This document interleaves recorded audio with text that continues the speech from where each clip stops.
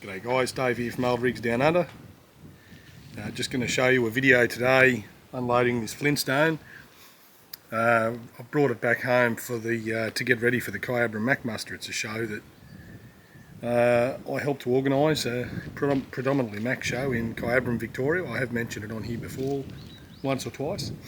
So yeah, I'm aiming to take along a few trucks this year, and the Flintstone has been stored out at a mate's place in a shed out there, which is very good of him. So I was passing through that way the other day and decided to pick it up and get it home. So anyway, I don't know if it's going to start. It's probably out of air, the old bastard. But anyway, yeah, 1967 V8, naturally aspirated V8 and R615 Mack engine with the quad box and very slow diffs. So anyway, I've had this one since 2005, and I got it on the road in 2010 in this condition, and we restored it. It probably wants a little bit of work again now, but it is what it is. So it still looks good, or it stands out here because everything else is rusted and faded. So yeah, but anyway, I'll see if it wants to start, get it off the float and just give you a bit of a look around it. And like I say, this will be just a bit of a feature with a few other trucks here that I do for the Mack Muster. Alright, let's see if it starts, see what it wants to do.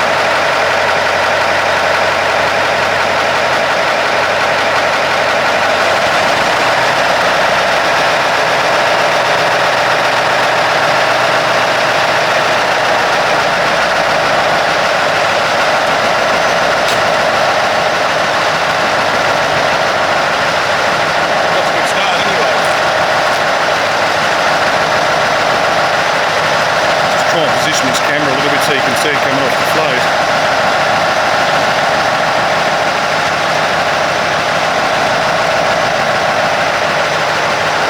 It's got a little bit of a roll in the governor on the fuel pump, so I've just lifted the rev slightly with the hand throttle just to sort of take that hunting and surging out of it.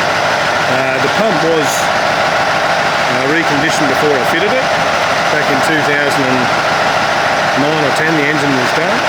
And yeah, it generally starts fairly well, although it was a bit low on air this time round. But yeah, the pump generally speaking starts alright. But it's just when it doesn't get used for a little while, it gets this roll up and down in the governor. So anyway, when you take it for a good squirt down the road and it comes out of it. So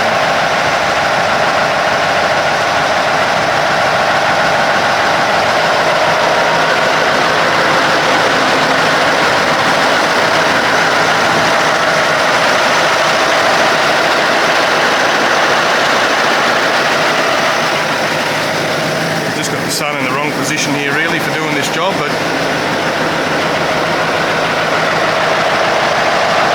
you'll get the idea anyway. Like I say, I might just get it off the truck and turn it back around so we can get a better view of the front of it.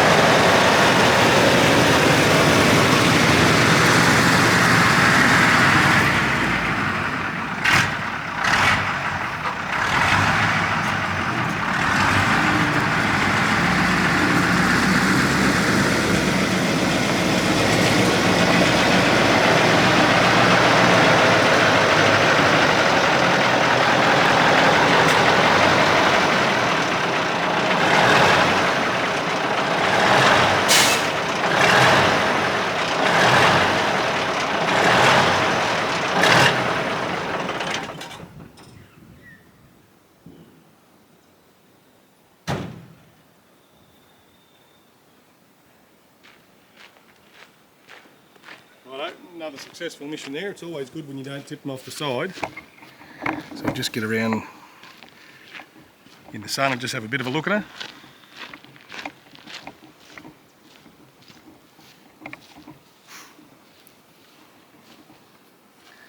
So yeah, it's been in the family here for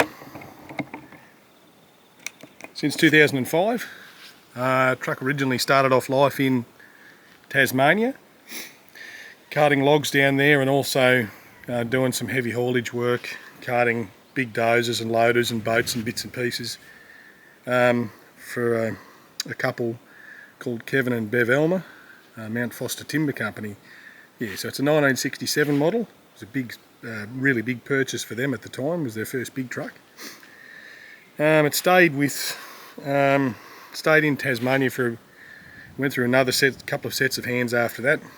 After they traded it in about 75 or thereabouts, and yeah, another owner operator, Bob Imlach, had it for a while, and then Shaw's Contracting ended up with well, they sort of bought two of these things and made one out of the two. So this hasn't got the original engine out of this truck. It's got the V8 engine out of the other red V8 Flintstone in Tassie. There was 4 of them in total down there.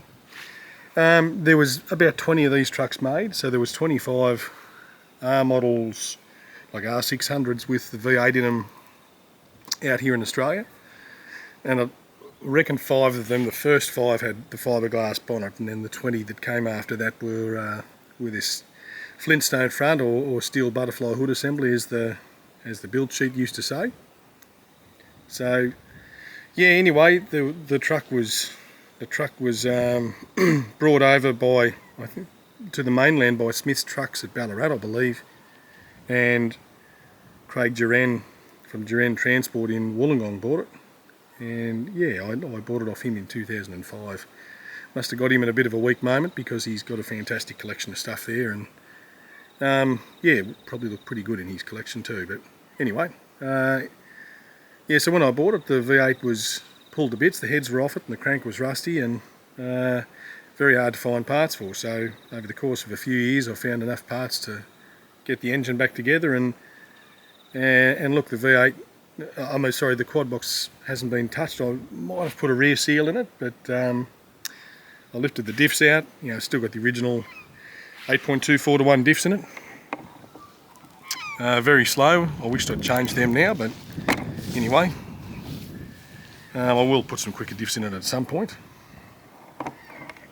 But yeah, it's come up pretty well. All I did for those diffs was just replace a through shaft bearing.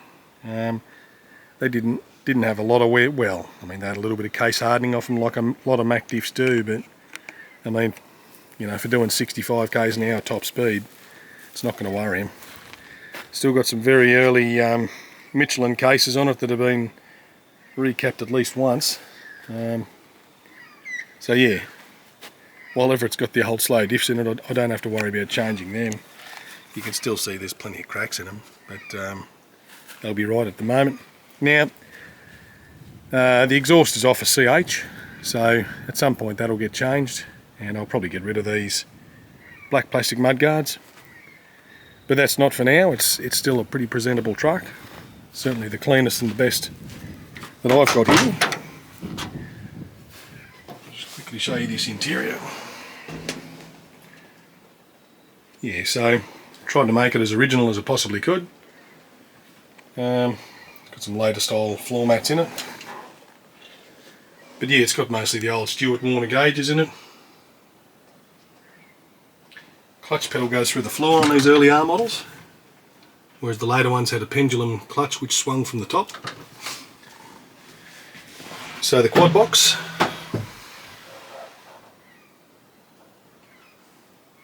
and the valve setup, this did have a cable handbrake on it from new, so I just changed that air system to what you'd find on about a 1972 model, just with a reserve air tank and a single system. So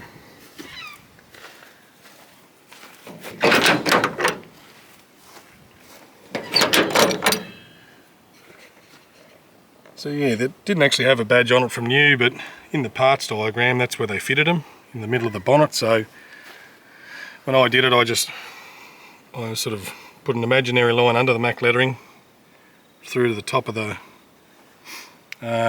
serifs on the V8 badge, on the V, and yeah, didn't feel all that good about drilling them, but they come up alright anyway.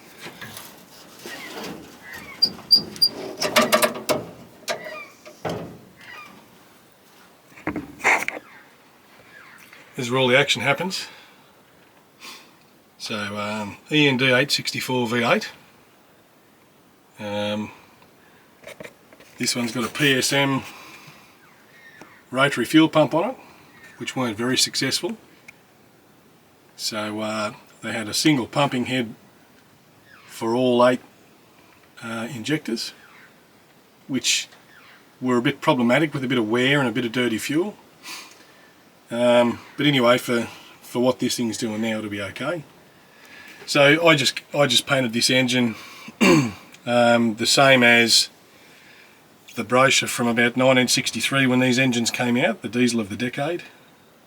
Yeah, so, but anyway, it's a pretty unique truck, this one.